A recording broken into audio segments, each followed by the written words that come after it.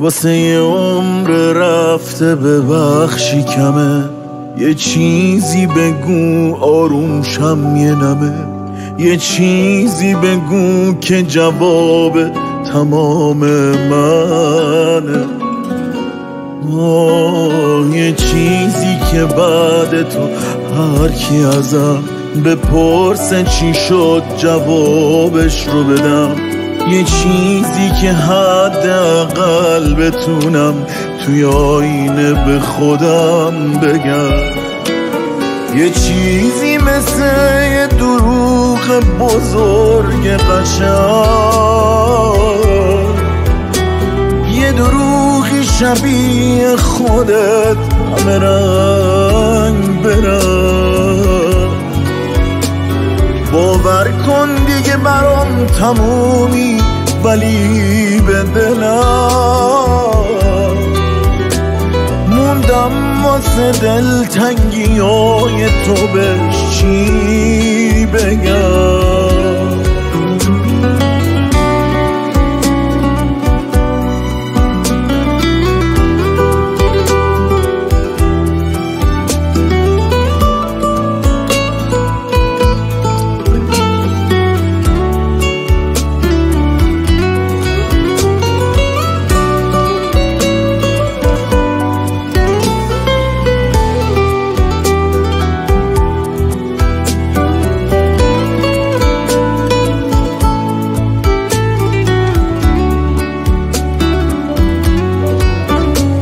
ای بس خودمه که مثل همه دلم نیومد دلت رو بشکنه، از من که گذشت ولی لایقشی، اونی که مثل خودت عاشقشی. یه چیزی مثل یه دروغ بزرگ قشنگ، یه دروغی شبیه خودت همه رنگ برنگ. باور کن دیگه برام تمومی، ولی به دلم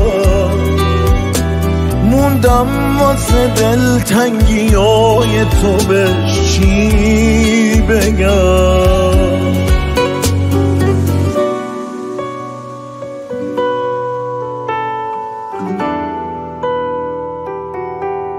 thank you